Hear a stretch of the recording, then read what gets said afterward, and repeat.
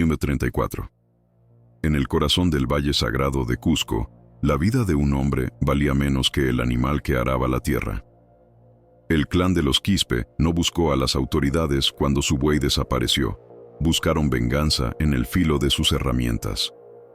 15 personas fueron borradas de la faz de la tierra en una sola noche de furia por un robo que nunca debió ocurrir. Estás por conocer la crónica de una ejecución masiva donde el orgullo rural se escribió con sangre en las laderas de los Andes. Pero antes de continuar, se inscriba y comente si usted gustaría de más historias como esta. El sol de la mañana se abría paso con una luz cruel sobre los picos nevados que cercaban Urubamba, un valle donde la belleza ancestral del paisaje se mezclaba con la dureza implacable de la supervivencia. En 1934, la ley era un rumor distante que apenas escalaba las cumbres. La verdadera justicia se medía por la fuerza de las manos y la profundidad del rencor.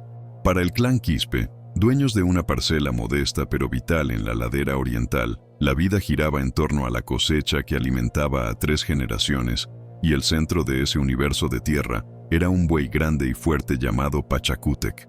No era una mascota ni una mera posesión. Era la maquinaria viva que permitía labrar los campos rocosos. Su pérdida equivalía a una sentencia de muerte lenta por inanición. Fue Eusebio Quispe, el segundo de los 6 hermanos, quien encontró el vacío. Un vacío que era más ruidoso que cualquier estampida.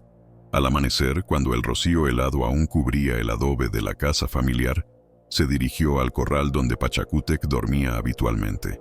El yugo de madera, pesado y pulido por años de uso, yacía inútil en el suelo. Las puertas de la cerca habían sido abiertas con una precisión que delataba la familiaridad del ladrón con los cierres rústicos. Eusebio no gritó ni corrió. Se quedó inmóvil, sintiendo cómo el frío del amanecer se hacía más profundo, como si la tierra misma le hubiera succionado el calor. Era el frío del miedo, un miedo primario que no temía a la muerte personal, sino al hambre de sus hijos. Genaro Quispe, el patriarca, un hombre cuya piel curtida por el sol andino parecía hecha de la misma roca que sus campos, se acercó al corral. Sus hijos se reunieron en un silencio sombrío. 6 hombres jóvenes y robustos, criados para entender que la tierra no perdona la debilidad. Genaro no preguntó quién había sido el responsable, porque en ese valle, el robo de una herramienta de labranza esencial no era un hurto, era una declaración de guerra. Un desafío mortal a la subsistencia de la familia. El buey no podía haber viajado lejos sin dejar un rastro que solo ojos entrenados podían descifrar. El rastro de las pezuñas de Pachacútec, grandes y profundas, marcaban un camino inequívoco, alejándose de las tierras de los Quispe y dirigiéndose hacia el oeste, hacia la propiedad de los Huanca, una familia con la que los Quispe habían mantenido una rivalidad silenciosa por límites de agua y pastoreo durante generaciones. La tensión en el aire era densa, palpable, cargada de la niebla que se disipaba lentamente. Genaro se puso en cuclillas, examinando las huellas. La forma en que el buey había sido guiado, con paso firme pero rápido, confirmaba sus peores sospechas. No había duda, los Huanca, una familia numerosa y orgullosa, habían cruzado la línea. Habían robado el futuro de los Quispe. El patriarca no levantó la voz. Su voz era grave y contenida, la calma que precede a la tormenta en la alta montaña. No llamaremos a nadie, musitó Genaro, y esa frase simple selló el destino de 15 almas. Si la ley viene de Lima, tardará un mes en llegar. Para entonces estaremos enterrados por la pobreza. Nuestra justicia es aquí, hoy. El buey, Pachacútec, era la ofensa, pero el verdadero motor de lo que se convertiría en la tragedia de Urubamba fue el orgullo herido. En esa época y lugar, permitir que un vecino te despojara de tu medio de vida significaba aceptar la servidumbre, la humillación pública y finalmente, la desaparición de tu linaje. El robo era un insulto al nombre Quispe. Los 6 hermanos entendieron la instrucción sin necesidad de más palabras. El silencio se convirtió en un juramento. Se dirigieron al cobertizo de herramientas. El acero, diseñado para labrar la vida de la tierra, se transformó en la promesa de la muerte. Los machetes de caña, afilados hasta el punto de cortar el viento, fueron desenvainados. Las palas, con sus bordes metálicos, se convirtieron en armas contundentes. Y luego estaban las carabinas, viejos fusiles de cerrojo, reliquias de alguna revuelta pasada, mantenidos limpios y cargados con la parquedad de quien sabe que cada bala es un recurso invaluable. Genaro empuñó una escopeta de doble cañón, el arma que había protegido a su familia de depredadores y bandidos durante décadas. Cuando salieron del cobertizo, ya no eran agricultores desesperados, eran figuras oscuras, siluetas de venganza marchando bajo el sol naciente, guiados únicamente por las pisadas de Pachacútec. La caminata fue larga y en ascenso, siguiendo el serpenteante camino que llevaba a la propiedad de los Huanca. Cada paso era una reafirmación de la necesidad. Los hermanos Quispe no sentían el peso de sus herramientas, solo el peso de la ofensa. A medida que se acercaban al linde de la propiedad rival, la atmósfera se cargó de una electricidad fría. Los Huanca eran conocidos por ser obstinados, por su patriarca, don Ricardo Huanca, un hombre de temperamento volátil y fama de usurpar tierras. Si se les confrontaba, no entregarían el animal pacíficamente. Sabían que el encuentro no terminaría con una discusión. La única salida para el clan Quispe era la aniquilación o la sumisión. Se detuvieron en la cima de una colina que dominaba el pequeño caserío de los Huanca. El sol comenzaba a descender, tiñendo el cielo de tonos anaranjados y violetas, una belleza que contrastaba con la oscuridad que se gestaba en los corazones de los hombres. Observaron la propiedad, una casa principal de piedra más grande que la de ellos, rodeada por chozas menores donde vivían los hijos casados y sus familias. Contaron las luces, las sombras que se movían. Eran muchos. Pero los Quispe tenían la ventaja de la sorpresa y la furia concentrada. Genaro ordenó a sus hijos esperar hasta que la oscuridad fuera total, hasta que la noche se tragara cualquier sonido que no fuera el viento. La espera fue una tortura silenciosa. El frío andino, que ya era punzante, se sintió como una mano helada apretando la garganta, una metáfora del destino ineludible que se cernía sobre ellos y sobre sus víctimas. Durante esas horas de inmovilidad, cada Quispe repasó en su mente la imagen de Pachacútec, el animal que representaba la vida, y la imagen del hambre que acechaba a sus propios hijos. No había espacio para la duda, solo para la necesidad brutal. Cuando las primeras estrellas brillaron con una intensidad gélida, Genaro se levantó. Su movimiento fue lento, deliberado. «Es hora», susurró. La voz era apenas audible, pero resonó en el valle como una campana de sentencia. La estrategia era simple y brutal: rodear la casa principal, asegurarse de que nadie escapara, y luego reclamar lo que era suyo.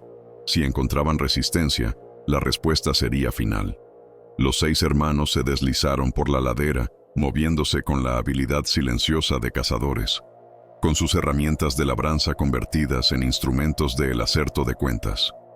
La luna se ocultó tras una nube, y la oscuridad se volvió su aliada perfecta. La atmósfera se había vuelto irrespirable, cargada con el olor a tierra húmeda y la promesa inminente de la violencia implícita que estaba por estallar. El destino ya estaba escrito en la roca fría de Urubamba. La estrategia de Genaro Quispe dependía de la negación total del sonido. Los 6 hermanos se deslizaron por la pendiente cubierta de arbustos secos, cada uno moviendo sus pies con una precisión que solo la práctica ancestral en los campos podía otorgar. La oscuridad no era solo una ausencia de luz, sino una presencia tangible, un manto pesado que absorbía las siluetas y los susurros. El aire andino era cortante, y el aliento condensado de los hombres se disolvía rápidamente en la negrura, llevándose consigo cualquier rastro de su avance. El miedo, ese compañero silencioso, viajaba con ellos. Pero no era el miedo a ser descubiertos, sino el miedo profundo a la inanición, a la ofensa no castigada, un terror que superaba el riesgo de la confrontación. Habían cruzado el umbral psicológico, ahora solo existía la tarea. Al llegar a la base de la colina, la propiedad de los Huanca se reveló como una masa oscura e inerte. La casa principal, construida con adobe y piedra, parecía dormir profundamente, ajena al destino que se había tejido en las alturas.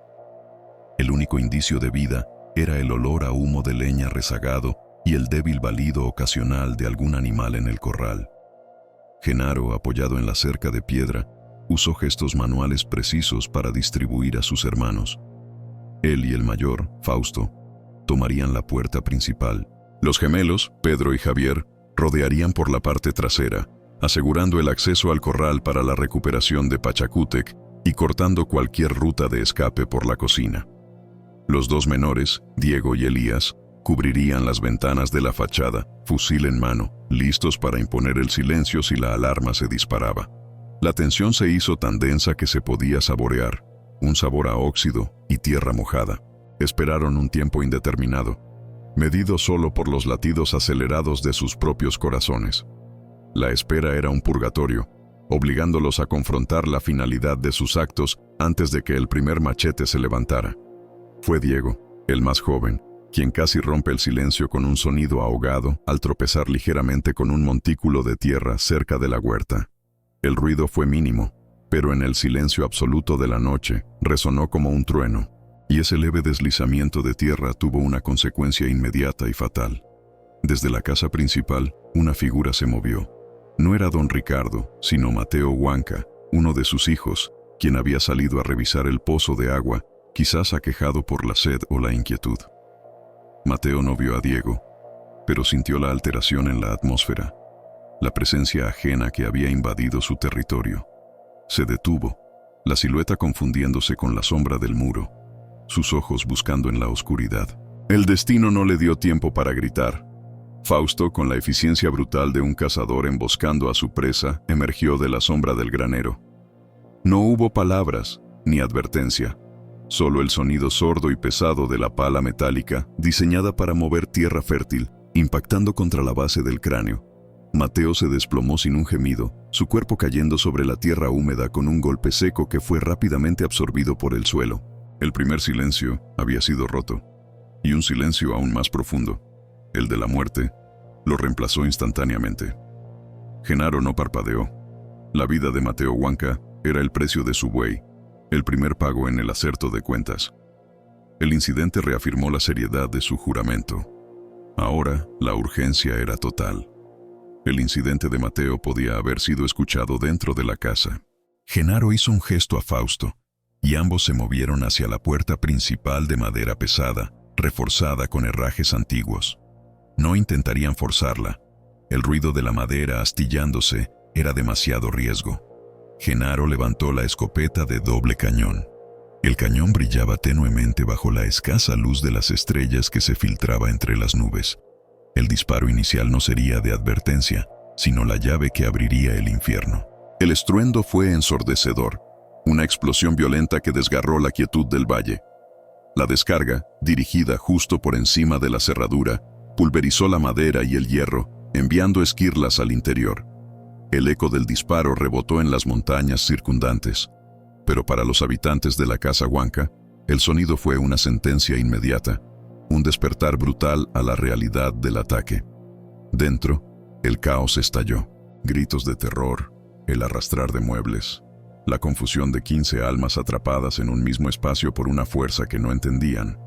Genaro y Fausto irrumpieron en la oscuridad interior. El aire estaba caliente, viciado con el olor a humo de velas recién apagadas y el sudor del miedo. La casa principal de los Huanca era un laberinto de habitaciones oscuras, pero el objetivo era claro.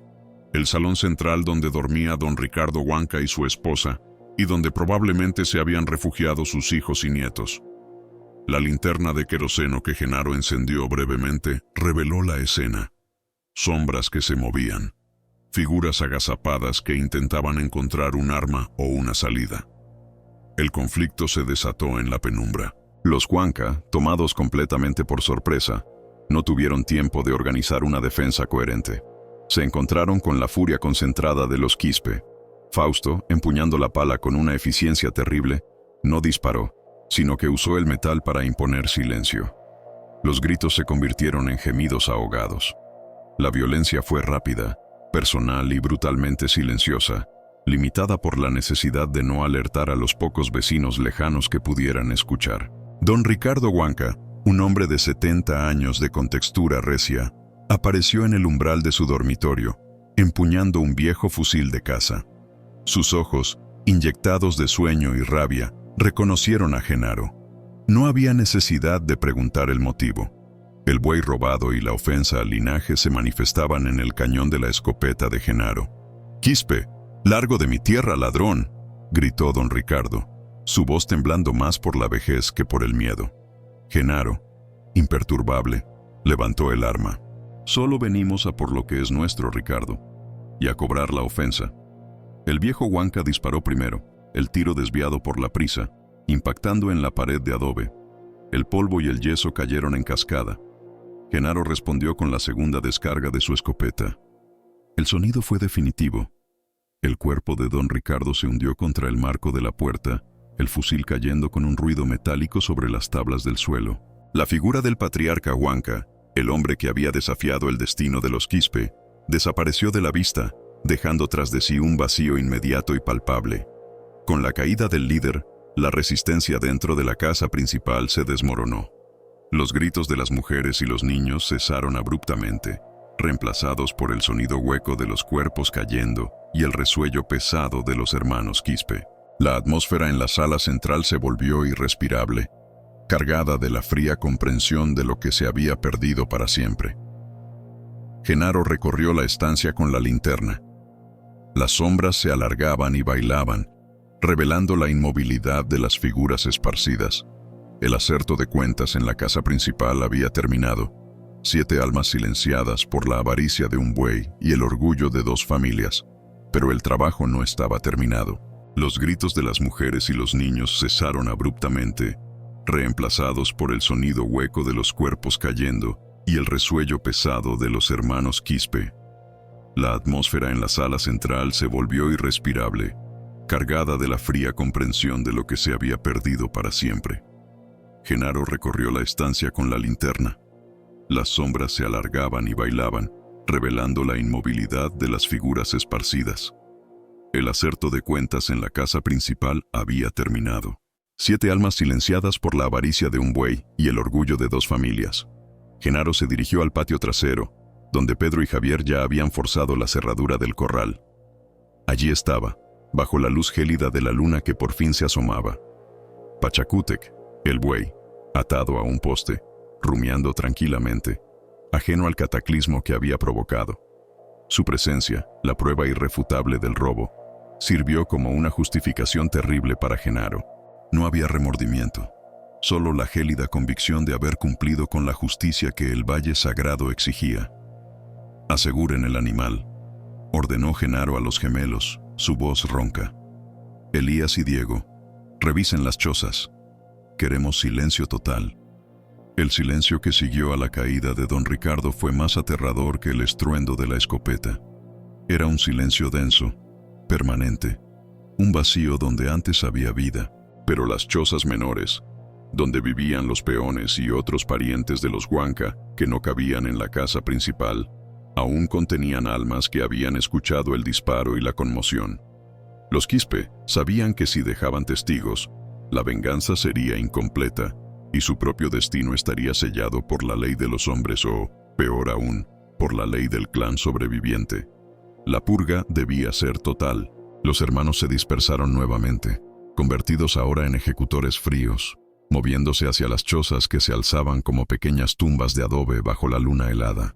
La noche de Urubamba se había tragado la humanidad de los Quispe, y lo que quedaba era solo la necesidad de terminar el destino. La purga debía ser total.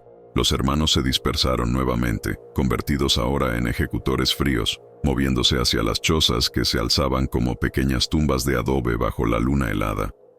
La noche de Urubamba se había tragado la humanidad de los Quispe, y lo que quedaba era solo la necesidad de terminar el destino.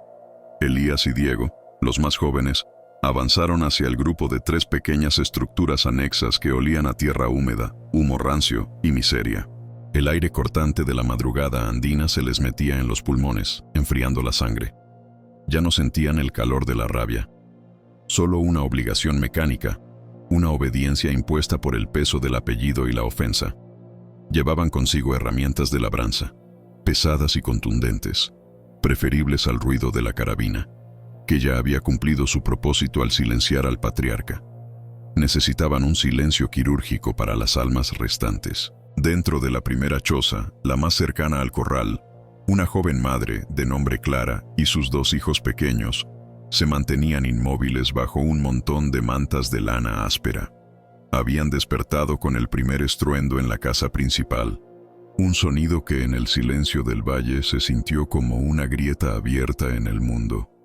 Luego, el silencio, un silencio antinatural, pesado, roto solo por el crujido lento de las botas arrastrándose en el patio. Clara se tapó la boca con una mano, sus ojos clavados en la puerta delgada de madera que parecía ahora de papel. El miedo no era una emoción, era una presencia física y fría que la oprimía el pecho. Un reconocimiento instintivo de que la justicia de los hombres del campo había llegado y no traía clemencia. Elías golpeó la puerta una sola vez con la culata de su machete. No esperó respuesta. La madera cedió con un gemido miserable. La luz cadavérica de la linterna de Diego penetró el pequeño espacio, revelando el terror en los ojos de Clara. No había súplicas, no había gritos de ayuda, solo la aceptación petrificada de su suerte. Los niños, 2 siluetas pequeñas, se aferraron a ella, sin entender del todo, pero sintiendo la proximidad de la sombra. Elías entró primero. Su rostro, iluminado desde abajo, era una máscara de arcilla, desprovisto de toda expresión humana. Vio a la mujer, vio a los niños, y pensó en la tierra que debían arar al día siguiente, en el buey recuperado. La vida de ellos era un contrapeso necesario para la supervivencia de su clan. La economía del terror no permitía testigos. El incidente debía ser borrado. La violencia fue breve, un relámpago de sombra y acero. No hubo forcejeo, solo un jadeo ahogado antes de que la oscuridad volviera a engullir la escena. Elías y Diego salieron de la choza, el olor metálico del miedo pegado a sus ropas. Cerraron la puerta suavemente, como si temieran despertar a los muertos. El silencio que dejaron atrás no era paz, sino un vacío permanente, la ausencia total de futuro. 3 almas más, borradas por la necesidad de completar la contabilidad. Mientras tanto, en la segunda choza, se refugiaban otros parientes lejanos de los Huanca. 2 hombres que trabajaban como peones y una anciana que ayudaba en la cocina. Ellos sí habían intentado armarse. El peón mayor, un hombre llamado Mateo, había tomado una pala y esperaba junto al marco de la ventana, con el corazón latiéndole desbocado contra las costillas. Habían escuchado el primer asalto, la caída de don Ricardo. Sabían que los Quispe no se detendrían hasta que el silencio fuera absoluto. Cuando los pasos de Pedro y Javier se acercaron, el terror de Mateo se transformó en una rabia desesperada. Cuando la puerta fue pateada, Mateo cargó, blandiendo la pala en un arco torpe. Fue un acto de futilidad sublime. Pedro, más rápido, esquivó el golpe y utilizó el mango de su propia herramienta de campo con una precisión brutal. No hubo un segundo golpe. El cuerpo de Mateo se desplomó sin un sonido, absorbiendo el impacto contra el suelo de tierra apisonada. La anciana, al ver caer a Mateo, no intentó huir ni suplicar. Se sentó en un banco bajo, se cubrió la cabeza con el chal y comenzó a rezar en quechua, una letanía antigua y monótona que se convirtió en el único sonido audible en la pequeña habitación. Una invocación a un dios que parecía haber abandonado el valle sagrado esa noche. Javier se acercó a ella, su linterna iluminando el rostro de la mujer, arrugado como un pergamino viejo. La letanía se interrumpió abruptamente. El silencio que siguió fue el más pesado de toda la tragedia. 2 más. Quedaba la tercera choza, la más alejada, donde dormía el último peón y un primo de don Ricardo, que había llegado la noche anterior para unirse a la cosecha. 6 hermanos Quispe, moviéndose con la eficiencia de predadores que han encontrado la manada. No había prisa, solo la metódica finalización de una tarea impuesta por la ley no escrita de las tierras altas. La escasa luz de la luna, filtrándose entre las nubes que se disipaban, bañaba el complejo en una tonalidad azul y fría, haciendo que cada sombra pareciera más densa, más definitiva. Genaro, el líder, no participó en las ejecuciones de las chozas. Se quedó en el centro del patio, junto al cuerpo silencioso de don Ricardo, observando y escuchando. Su rol era el de arquitecto de el acerto de cuentas, el garante de que el destino se cumpliera por completo. Escuchaba los crujidos distantes, los silencios repentinos. Cada vez que el sonido de la vida cesaba en una de las pequeñas estructuras, sentía un frío asentimiento de convicción. El honor del clan Quispe, su futuro económico, su supervivencia en ese rincón implacable de Cusco, dependían de esa noche silenciosa y terrible. Cuando los hermanos se reunieron de nuevo en el patio central, sus siluetas recortadas contra la luna, no hubo palabras. Elías y Diego guardaron sus herramientas, limpiando instintivamente el barro de sus botas. Pedro y Javier se acercaron al corral, verificando que Pachacútec, el buey, estuviera listo para el viaje de regreso. Genaro no preguntó, ni ellos informaron. El silencio total de la granja Huanca era la única respuesta necesaria. La atmósfera era ahora tan densa que apenas se podía respirar. 15 almas. El número era espantoso, pero en la mente de Genaro era la cifra exacta que el agravio requería. Habían borrado la línea de sangre Huanca, desmantelado su capacidad de venganza y recuperado el símbolo de su sustento. Habían cumplido. Pero la finalización del destino no trajo alivio, solo un vacío helado. Genaro levantó la linterna por última vez, iluminando el rostro inerte de don Ricardo en el umbral. No era la cara de un enemigo vencido, sino la de un hombre que había defendido su propiedad hasta el final. Genaro sintió un escalofrío que no tenía que ver con la altura de Urubamba. Había cruzado un umbral que no podía deshacerse. Habían ganado la batalla del buey, pero habían perdido algo mucho más esencial. «Vámonos», susurró Genaro, su voz apenas un rasguño contra el aire. «Llévense el animal, y no dejen nada, que parezca que la tierra se los tragó». La retirada fue tan organizada como el asalto. Los 6 hermanos, ahora cargando el buey y las herramientas manchadas, se movieron rápidamente hacia el sendero que serpenteaba de vuelta a su propia tierra. Dejaron atrás la granja Huanca, ahora convertida en un mausoleo de adobe bajo la luz implacable de la luna. El incidente había terminado, pero las consecuencias apenas comenzaban a tomar forma en el horizonte andino. Ellos sabían que, aunque hubieran silenciado a todos los testigos de carne y hueso, la tierra misma de Urubamba tenía memoria, y la ley tarde o temprano vendría a cobrar su propia ofensa contra el orden. Cada paso que daban los alejaba del crimen, pero los acercaba al juicio final que su propia conciencia y el mundo les impondrían. La noche silenciosa terminaba, y con la llegada del primer tinte grisáceo del amanecer, la magnitud de la masacre se revelaría.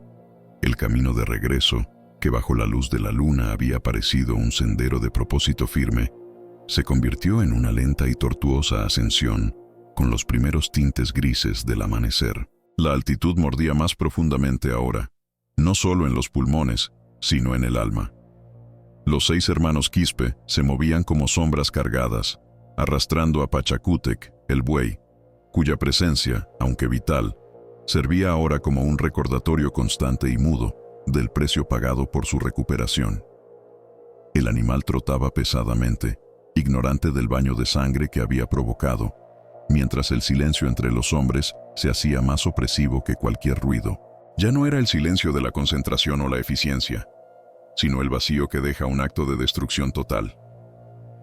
Genaro caminaba a la cabeza, sus ojos fijos en la línea del horizonte que prometía el sol, un sol que él temía más que a la noche más oscura. La luz traería consigo la visibilidad, la exposición y la inevitable reacción del mundo. Se había asegurado de que no quedara ni un solo testigo en la granja Huanca, pero sabía que los Andes no guardan secretos por mucho tiempo. La tierra, empapada en la ofensa, vomitaría la historia. Cada paso era una negociación con la inminente justicia.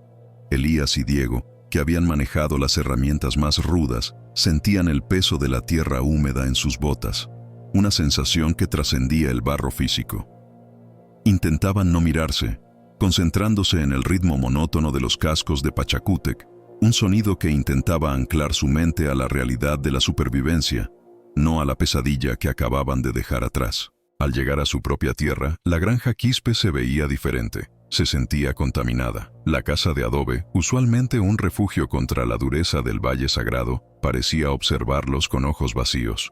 El primer y más urgente acto fue la limpieza, no por piedad, sino por la necesidad brutal de borrar la evidencia física antes de que la luz del día la convirtiera en una sentencia. Se dirigieron directamente al arroyo que cruzaba la propiedad. Sin hablar, comenzaron a lavar sus herramientas, las hoces, las palas, las viejas carabinas, sumergiéndolas en el agua helada y turbia. El agua que fluía desde las montañas ancestrales se llevó el rastro, pero no el recuerdo. Genaro supervisó, asegurándose de que la tierra alrededor de la casa no mostrara ninguna señal de que 6 hombres habían regresado con la madrugada, cargados con el frío de la muerte. Pedro y Javier se encargaron de Pachacútec, atándolo en su propio corral, donde el buey, ajeno al drama, comenzó a masticar la paja con una placidez insultante. El agotamiento era una capa gruesa y pegajosa, más densa que el miedo. Una vez que las herramientas estuvieron guardadas y ellos mismos cambiaron sus ropas manchadas, se reunieron en la cocina, alrededor de una fogata que Genaro encendió con manos temblorosas. El calor no penetraba el frío que sentían en los huesos.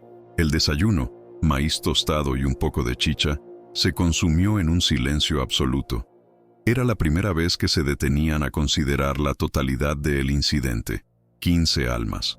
El número flotaba en el aire denso y ahumado de la cocina, un fantasma invisible que se había sentado a la mesa con ellos.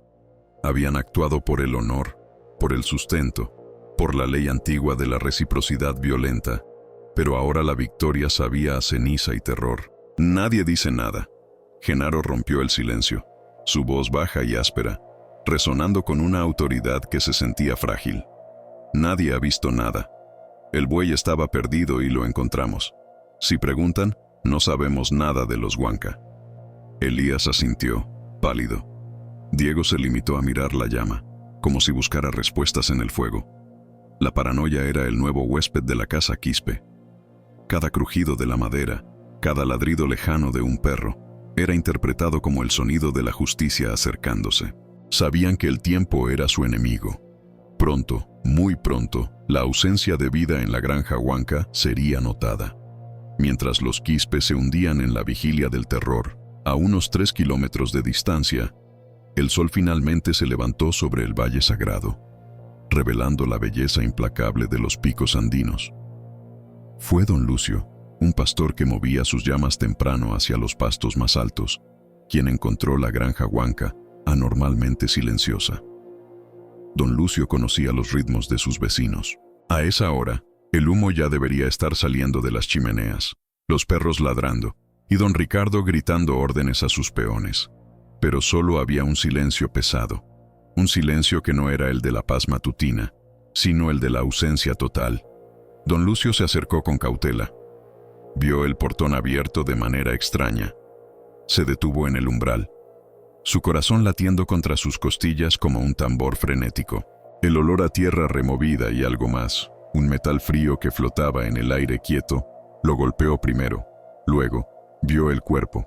Don Ricardo Huanca yacía donde Genaro lo había dejado, una figura inerte en la entrada. El pastor no tuvo que entrar ni contar los cuerpos para entender la magnitud de el acerto de cuentas. La quietud de la granja era la prueba. La masacre no había dejado supervivientes. El aire mismo estaba cargado con la memoria del miedo. El grito de don Lucio, un sonido estrangulado y primario, rompió la serenidad del amanecer andino. Fue un grito que viajó por el valle, rebotando en las faldas de las montañas, llevando consigo la noticia de la atrocidad. La ley no escrita de la tierra había cobrado su peaje, y ahora la ley de los hombres comenzaba a despertarse. La noticia se propagó con la velocidad de un incendio en la paja seca. De boca en boca, de choza en choza, el número 15 se repetía con horror y morbo. La gente de Urubamba, acostumbrada a las disputas por linderos y los robos menores, quedó petrificada ante la escala de la violencia. No era un asesinato, era un exterminio. La línea de sangre Huanca había sido borrada por completo. Las autoridades de Cusco, que solían ignorar las disputas internas del campo, no podían ignorar un incidente de esta magnitud. Un mensaje fue enviado a caballo, serpenteando por los caminos de tierra hacia la capital regional. El orden había sido violado de una manera tan pública y brutal que exigía una respuesta. En la granja Quispe, los 6 hermanos esperaban. No habían encendido la radio, pero podían sentir el cambio en el ambiente. El silencio del valle se había transformado en un zumbido distante, un murmullo creciente de voces y caballos. Sabían que la calma era la antesala de la tormenta. Genaro se puso de pie, mirando por la ventana de la cocina. El buey Pachacútec, el catalizador de todo ese horror, pastaba tranquilamente en el corral. Habían recuperado su sustento, sí, pero habían perdido su paz.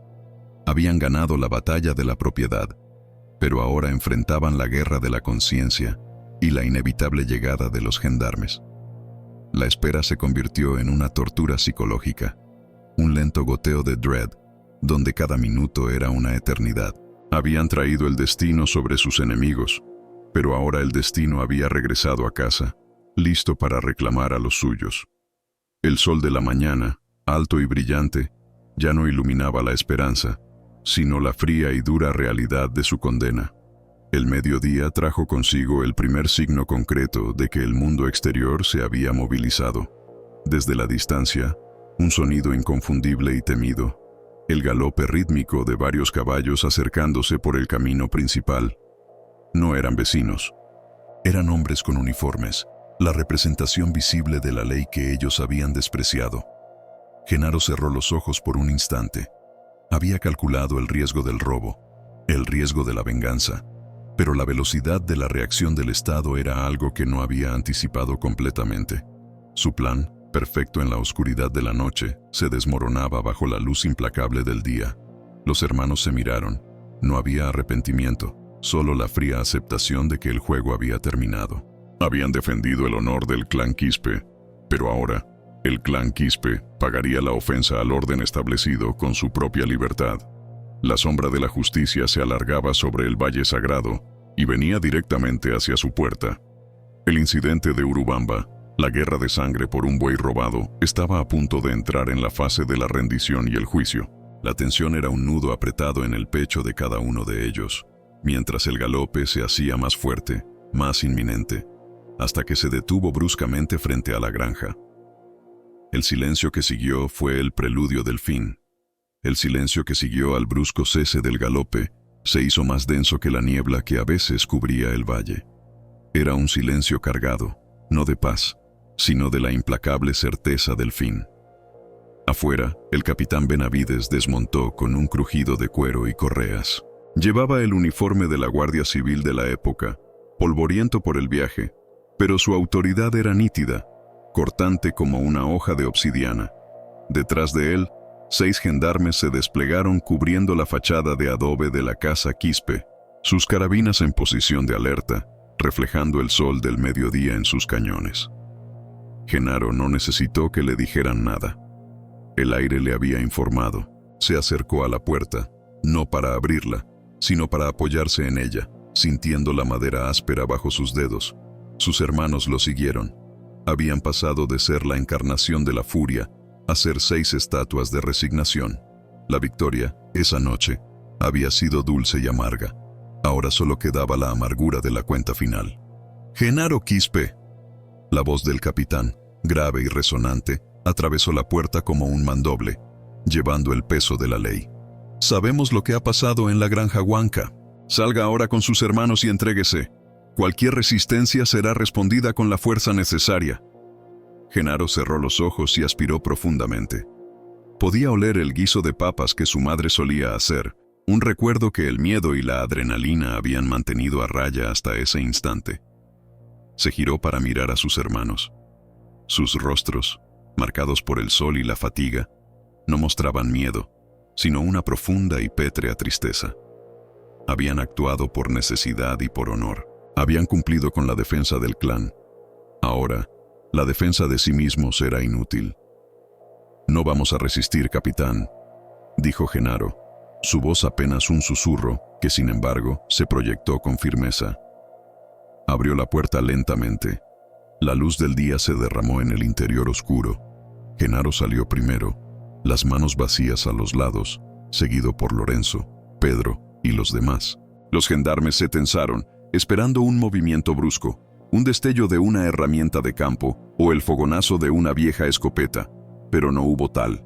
Solo 6 hombres de campo, pequeños ante la autoridad del Estado, que se rendían a la consecuencia inevitable de sus actos. El capitán Benavides observó a los hermanos con una mezcla de desprecio profesional y la curiosidad fría del que presencia un fenómeno natural de devastación. No parecían monstruos, parecían agricultores exhaustos. «Manos a la cabeza todos», ordenó Benavides. El sonido metálico de las esposas, el clic-clic seco y final, resonó en el valle con una claridad brutal. Era el contrapunto irónico al silencio con el que habían llevado a cabo la masacre. El metal frío de la ley reemplazó al metal caliente de la venganza. Uno a uno, los Quispe fueron enlazados, sus muñecas acostumbradas al mango del arado ahora prisioneras de un destino forjado por ellos mismos. Antes de que los montaran en la caravana de caballos, Genaro miró hacia el corral. Allí estaba Pachacútec, el buey pardo, tranquilo, rumiando heno, ajeno a la tempestad que había desatado su valor. El animal, el motor de su supervivencia, el bien más preciado que justificó un exterminio, era ahora el único testigo inocente de la caída del clan Quispe. Genaro sintió un vacío en el estómago, un hueco que ninguna venganza podría llenar. Habían recuperado la vida material, sí, pero habían perdido la vida misma. El viaje de regreso a Urubamba fue una procesión silenciosa de condena. Los pocos vecinos que se atrevieron a asomar la cabeza por sus puertas de adobe veían pasar a los Quispe encadenados, rodeados por los gendarmes. No hubo gritos de linchamiento, solo el murmullo del miedo y el reconocimiento tácito de que, en el fondo, entendían la lógica primitiva que había guiado ese acerto de cuentas. El robo de Pachacútec no fue el simple robo de un animal, fue la amputación de su futuro. Al llegar a la capital provincial, la escena fue un espectáculo. Los Quispe fueron arrojados a las celdas frías de piedra, un contraste gélido con la tierra cálida de su granja. El incidente de Urubamba, el exterminio de 15 almas por un buey de arado, se convirtió en una leyenda negra instantánea, un caso que la prensa de Lima y Cusco devoró con avidez, simplificando la compleja motivación de la supervivencia rural a un titular sangriento. La justicia, en esa época, era un mecanismo rápido y brutal cuando se trataba de crímenes que perturbaban el orden social de manera tan flagrante. El juicio fue breve, intenso, y se centró no tanto en la culpabilidad, que era innegable, sino en la premeditación y la escala de la tragedia. Genaro, en su declaración final, no pidió piedad. Habló con la voz tranquila del agricultor que explica la cosecha. Si nos roban la semilla, morimos. Si nos roban el arado, morimos. Nos robaron la vida. Nosotros solo tomamos la vida que nos había sido robada, capitán. Estas palabras fueron interpretadas como arrogancia por el tribunal, pero para los pocos campesinos que se atrevieron a asistir, fue la cruda verdad de la ley del valle. La condena fue inapelable y severa. Los 6 hermanos Quispe fueron declarados culpables del exterminio de la familia Huanca. Su destino fue sellado en las frías páginas de un expediente judicial. La ley del Estado, que había llegado tarde para prevenir la tragedia, llegó a tiempo para imponer su castigo. El tiempo se arrastró, implacable, entre los muros de piedra de la prisión. Los hermanos Quispe, separados y silenciados, se convirtieron en sombras de su furia anterior. El recuerdo del incidente, de esa noche silenciosa de machetes y carabinas, se transformó en un frío peso sobre sus almas. Habían defendido su tierra y su honor a un precio que excedía cualquier valor de mercado. En Urubamba, la granja Quispe quedó abandonada. El viento silbaba a través de las ventanas rotas, y la tierra, sin manos que la trabajaran, comenzó a endurecerse, reclamada lentamente por la maleza andina. La granja Huanca, un cementerio de adobe, fue tapiada por orden de las autoridades, un monumento mudo al horror. Nadie se atrevió a comprar la tierra. Se decía que el miedo y el frío de la muerte se habían incrustado en su suelo. Y Pachacútec, el buey, el catalizador de la guerra de sangre, fue subastado por el Estado junto con las demás pertenencias del clan condenado. Fue comprado por un agricultor de un valle distante, sacándolo de la geografía del incidente, borrando su rastro. Pero para los pocos que sabían la historia completa, Pachacútec no era solo un buey, era el símbolo de la fragilidad de la vida rural, donde la línea entre la supervivencia y la aniquilación se medía por la posesión de una herramienta, por el honor de un nombre. El Valle Sagrado recuperó su calma superficial. El sol continuó saliendo sobre los picos nevados, y el río Urubamba siguió fluyendo, indiferente a la sangre que había empapado sus orillas. Pero la historia del clan Quispe y los 15 Huanca se incrustó en el folclore local, susurrada al oído de los niños para recordarles el terrible precio de la ofensa y el peligro de la desesperación. El destino había jugado su última carta. Había ofrecido a los Quispe la recuperación de su bien más preciado a cambio de todo lo demás: su libertad, su futuro y, finalmente, su nombre, que se convirtió en sinónimo de la más brutal y despiadada de las justicias. Lo único que quedó, flotando sobre el paisaje de Urubamba, fue un vacío profundo y persistente, un eco del terror que demostró que, en 1934, en los Andes, un buey valía la vida de 15 hombres, mujeres y niños, si de ese buey dependía el aliento del mañana. El silencio, en el campo, era la única verdad inalterable.